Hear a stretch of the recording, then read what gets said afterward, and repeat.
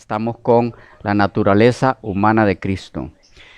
Ah, Tal vez sea bueno aclarar que en la sección anterior, en el momento de mencionar a Elías, a Moisés y a Enoc, dije Noé en vez de Enoc, eh, para que estemos claros que la referencia es a Enoc.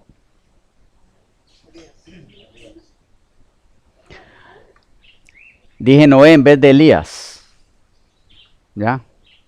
Eh, Algo parecido. El asunto es que la referencia es a Elías, a Moisés y a Enoc.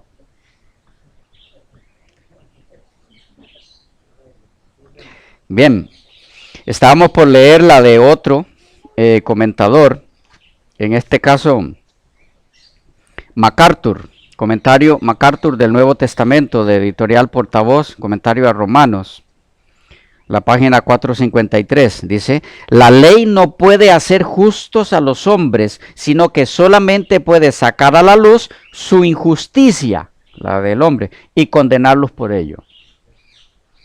¿Okay?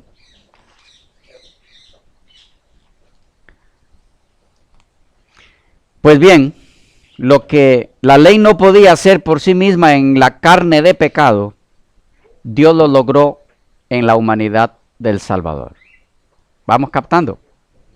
El texto dice, porque lo que era imposible para la ley, ahora lo vamos entendiendo mejor, por cuanto era débil por la carne, por cuanto la ley era débil por la carne del hombre, Dios, enviando a su Hijo en semejanza de carne de pecado y a causa del pecado, condenó al pecado en la carne, para que la justicia de la ley se cumpliese en nosotros, que no andamos conforme a la carne, sino conforme al Espíritu.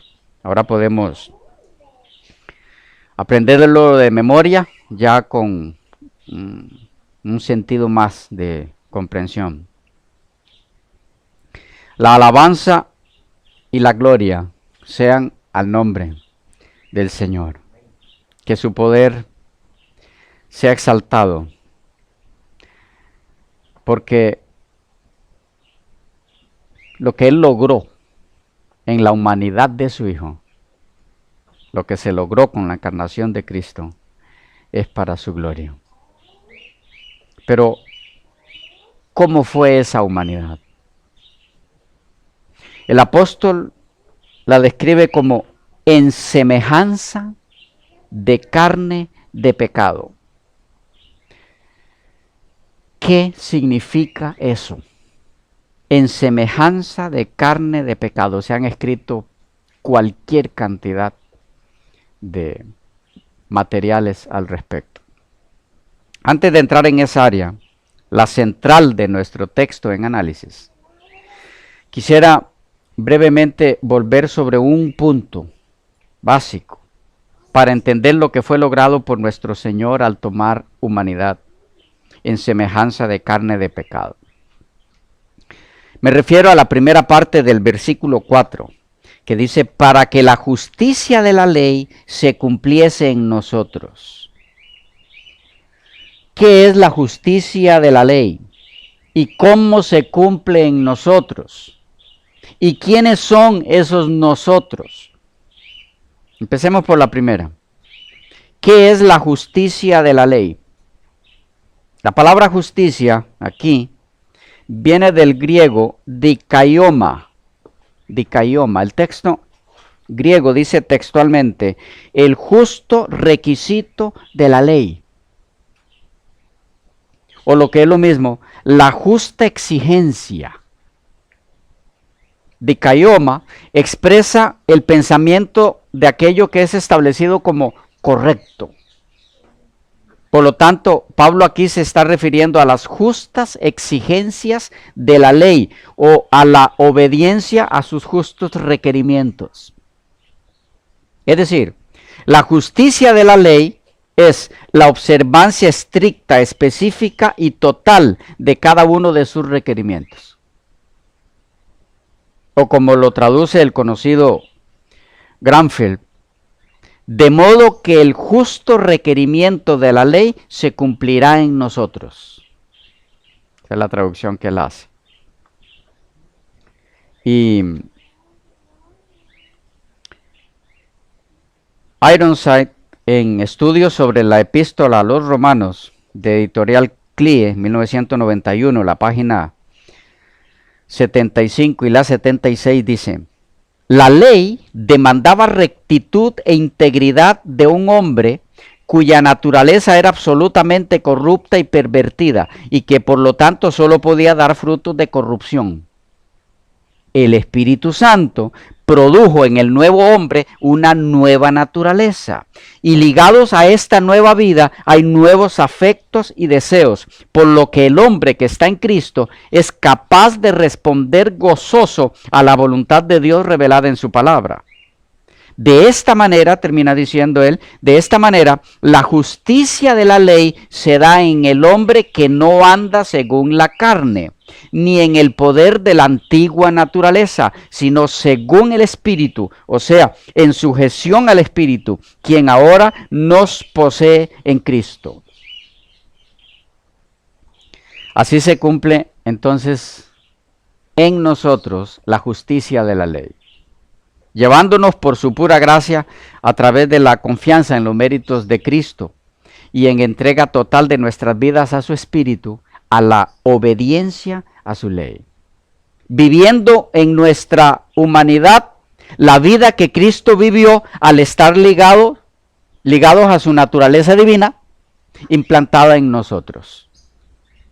Y entonces, ¿quiénes son los nosotros del texto? Los nacidos del Espíritu, a quienes está dedicado todo el capítulo 8. Y ahora estamos en mejores condiciones para un intento de análisis de la frase central de nuestro texto en estudio: en semejanza de carne de pecado. ¿Qué quiere decir Pablo con esto? ¿Qué tipo de carne fue la que asumió Cristo en la encarnación? ¿Qué implicaciones tiene eso para nuestra vida? ¿Qué relación tiene con nuestra salvación? Antes de intentar contestar esas preguntas, hay una por aquí.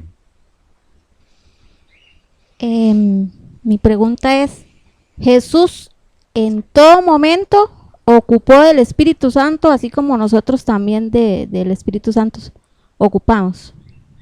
Así es. Para su propio engendramiento. Y de ahí en adelante. Para no pecar, ocupó del Espíritu Santo. ¿Cómo? Para no pecar, Ajá. ocupó del Espíritu Santo. Por supuesto. Por supuesto. Como humano él podía pecar. La única forma en la que logró no pecar nunca fue por su sujeción ininterrumpida al Espíritu Santo. Por eso nunca pecó.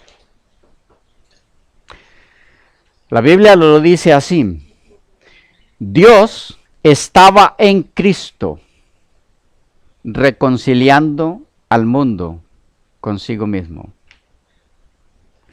Dios estaba en Cristo. Nunca Dios dejó de estar en Cristo. ¿Ok? Por eso Jesús nunca pecó. Y de paso, en el libro de Roy Adams, sobre la naturaleza humana de Cristo, él ataca, si no recuerdo mal, es a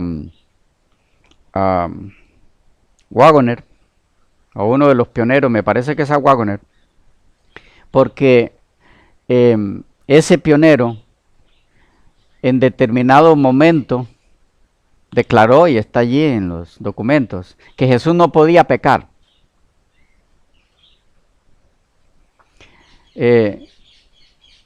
Pero si analizamos el documento donde dice eso, van a descubrir que a lo que él está haciendo alusión, ese pionero, es a eso. Jesús no podía pecar porque Dios estaba en Cristo. ¿Ya? Y esa es la parte que Adams deja de citar. Y es muy fácil. Así cualquiera hace un libro. Hasta yo. Porque es una realidad. Él dice, Cristo no podía pecar porque Dios estaba en Cristo. Si Cristo pecaba, ¿quién pecaba? ¿Quién? Dios. Y Dios no puede pecar.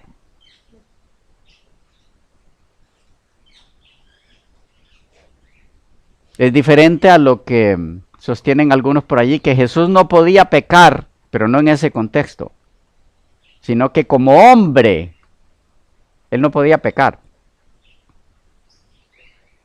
Claro que podía pecar.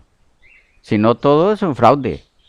Entonces todas las tentaciones de Satanás, entonces es un puro fraude si Jesús no podía pecar. Pero la razón por la que él nunca pecó y por la que este pionero dice, ahora olvidé cuál era de ellos, me parece que es Wagoner, que Jesús no podía pecar es porque Dios estaba en él. Es que la misma situación, mientras Dios esté en nosotros, no pecaremos. Cuando pecamos es porque Dios dejó de estar en nosotros porque rompimos comunión. Es más, de ahí para allá no pecamos, ya ese es el pecado. Separarse de Dios es lo que es pecado. Lo demás son consecuencias. Ya la forma en la que se manifiesta esa separación son consecuencias. Pecado es separarse de Él. ¿Ya? Por eso Jesús nunca pecó y la razón, pues, por la que nunca pecó es porque el Espíritu Santo se mantuvo en Él en guía permanente, total, absoluta, 100%, y eso nunca se interrumpió ni un solo segundo en su mente. Claro, eso no lo logró Jesús orando algunas veces. Con él lo que pasaba es que algunas noches dormía. Las otras las pasaba orando. Siento que ese punto tiene que ser clave y entendido por cada cristiano, porque pareciera muy sencillo, pero ha sido el fracaso el no darle la importancia a ese ejemplo que el Señor nos dejó. Prácticamente el mundo nos ha absorbido con sus cosas y cuestiones que son necesarias para vivir, sí, pero que nosotros hemos creído que son necesarias y las hemos resuelto nosotros. Entonces, ese tiempo parece que Jesús se desaparece. Sí, hay ocasiones en la vida en las que la misma naturaleza nuestra, no gobernada por el Espíritu Santo, 100%, nos lleva a pensar que nosotros podemos solucionar algunos de nuestros problemas. Y entonces es cuando nos separamos de Dios, no intencionalmente, necesariamente. Es que ese es uno de los puntos que necesitamos entender. Esa separación no siempre ocurre en nosotros en forma intencionada. Pero a menos que captemos que no hay absolutamente nada que podamos hacer en forma correcta, si no es con la guía de Dios, iremos mal, iremos permaneciendo en la condición que algunos dicen que es la que Dios pide de nosotros, cayendo y levantándonos, cayendo y levantándonos, cayendo y levantándonos. No hay semejante cosa en la Biblia, pero estaremos así mientras no captemos eso. La toma del Espíritu Santo de nuestra mente debe ser total. ¿Ya? Debe poseer nuestras mentes. Eso es lo que hemos captado el término posesión en el sentido negativo, demoníaca, el diablo poseyendo, pero no, es que poseer es un término utilizado mucho también por la hermana White, por cierto. El Señor debe poseer nuestras mentes. Lo que pasa es que con Él es voluntario. Con Satanás, la mente que él posee, vaya, no la de él, sino la mente de la que él toma posesión, aunque es voluntario porque él no puede hacerlo sin el consentimiento de la persona, esa forma voluntaria en la que las personas permiten que Satanás tome su mente es porque él los engaña. Las personas deciden engañados por Satanás. Así que es en forma voluntaria, pero embotados, embobados. Dios no, Él no funciona así. Con Él es voluntario, pero en mi sano juicio. Porque Él es un caballero. Solo si yo quiero y si tengo los 5 sentidos. 5 son, ¿verdad? Si no, no. Con el diablo no. Al diablo no le interesa. Si yo le abro una endijita, para él ya tengo el visto bueno para entrar. Con Dios no. Bueno, ¿estamos claros, hermana?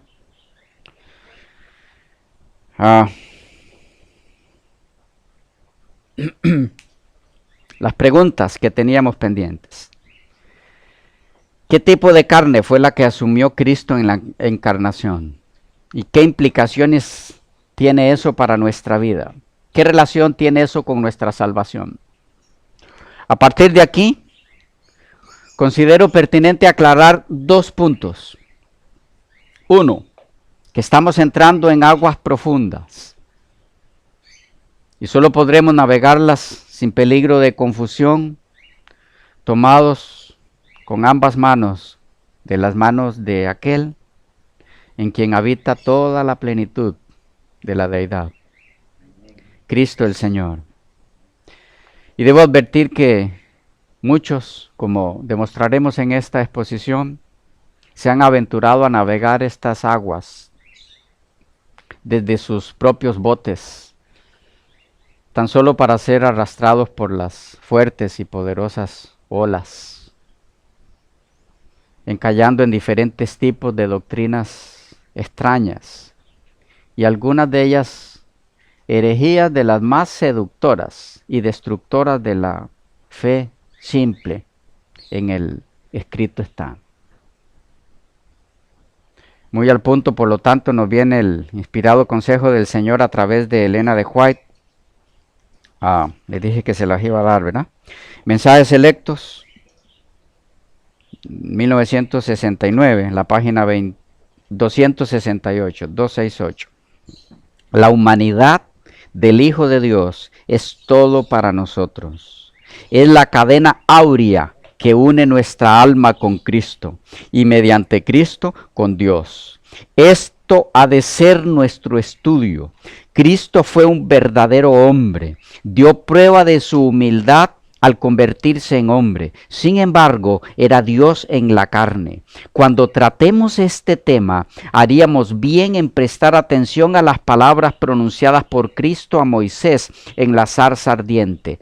Quita tu calzado de tus pies, porque el lugar en que tú estás, tierra santa es.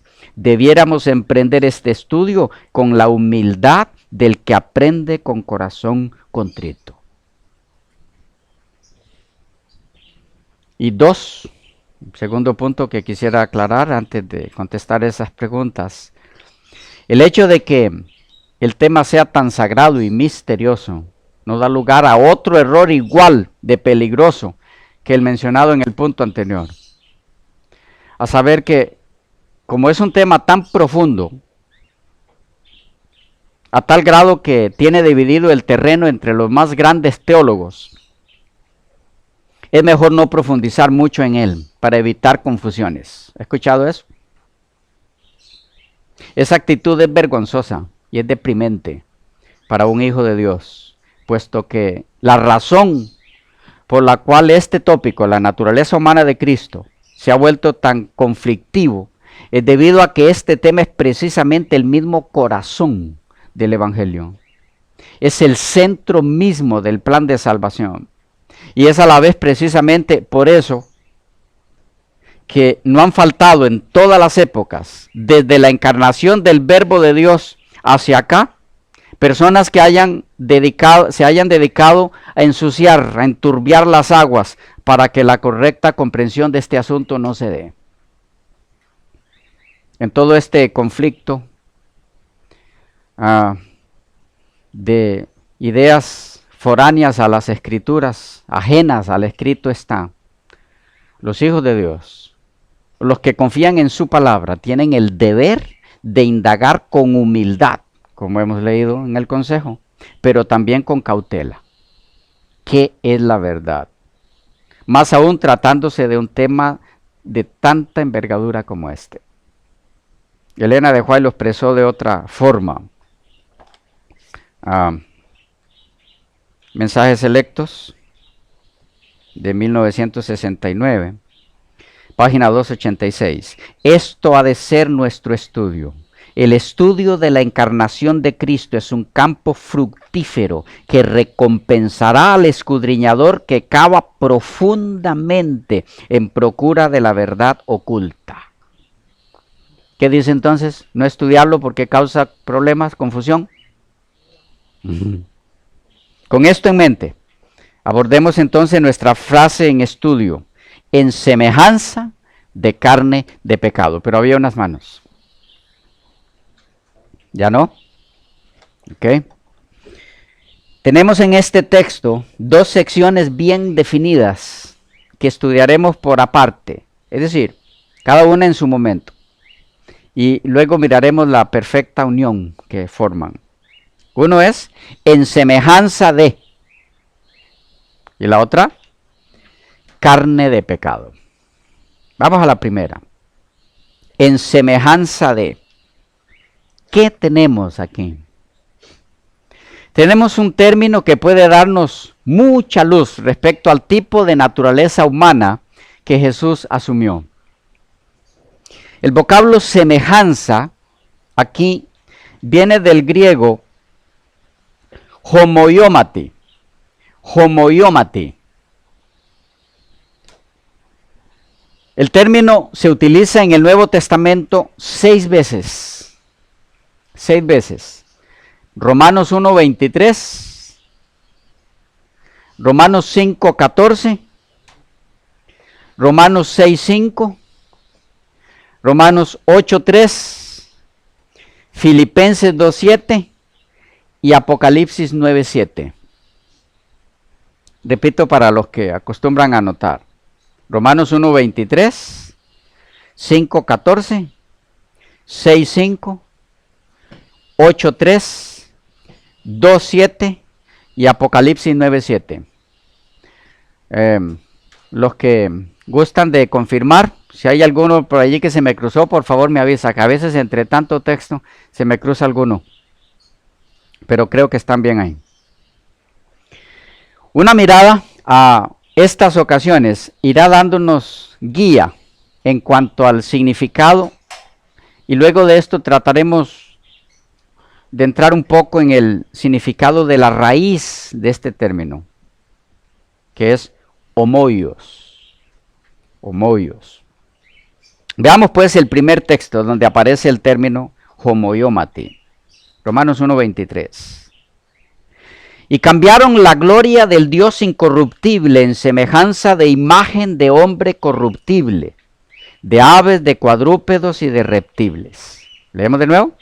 Y cambiaron la gloria del Dios incorruptible en semejanza de imagen de hombre corruptible, de aves, de cuadrúpedos y de reptiles.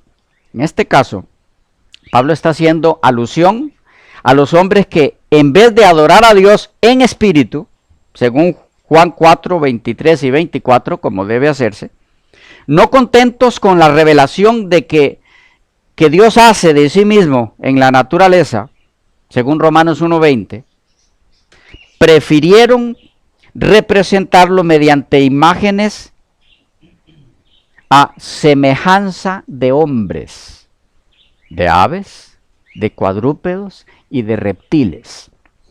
¿Cómo debemos entender el significado del término semejanza? Aquí. ¿A qué equivale el cambiar la gloria de Dios a imágenes de hombres y bestias? ¿No es esto pretender igualarlo a tales objetos? Les invito a que veamos un texto muy revelador en esta dirección, en Isaías 46, 1 al 11. Isaías 46, 1 al 11. Y mientras leemos, tratemos de percibir cómo indistintamente se usan los términos igual o igualar con semejante o semejanza en el contexto de idolatría por imágenes. Leemos Isaías 46, 1 al 11. Dice: se postró Bel, se abatió Nebo, sus imágenes fueron puestas sobre bestias, sobre animales de carga. Esas cosas que vosotros solíais llevar son alzadas cual carga sobre las bestias cansadas. De paso, ¿no se les recuerda algunas escenas actuales eso? Por ahí en algunas fiestas. Dice, fueron humillados, fueron abatidos juntamente, no pudieron escaparse de la carga, sino que tuvieron ellos mismos que ir en cautiverio. Oídme, oh casa de Jacob y todo el resto de la casa de Israel, los que sois traídos por mí desde el vientre, los que sois llevados desde la matriz, y hasta la vejez yo mismo, y hasta las canas os soporté yo hice, yo llevaré, yo soportaré y guardaré. ¿A quién me asemejáis? ¿Y qué? ¿Y me igualáis? ¿En qué sentido se usa semejanza? ¿A qué me asemejáis y me igualáis y me comparáis para que seamos semejantes? Sacan oro de la bolsa y pesan plata con balanzas, alquilan un platero para hacer un dios de ello. Se postran y adoran, se lo echan sobre los hombros, lo llevan y lo colocan en su lugar. Allí se está y no se mueve de su sitio. Le gritan y tampoco responde, ni libra de la tribulación. Acordaos de esto y tened vergüenza. Volved en vosotros, prevaricadores. Acordaos de las cosas pasadas desde los tiempos antiguos, porque yo soy Dios y no hay otro Dios, y nada hay semejante a mí, que anuncio lo por venir desde el principio y desde la antigüedad lo que aún no era hecho, que digo mi consejo permanecerá y haré todo lo que quiero, que llamo desde el oriente al ave y de la tierra lejana al varón de mi consejo. Yo hablé y lo haré venir, lo he pensado y también lo haré. En el mismo contexto de la idolatría, veamos otro texto del Antiguo Testamento donde la comparación o semejanza se emplean como sinónimos de igualdad. ¿Ok? Se nos fue el tiempo, lo vemos en la próxima.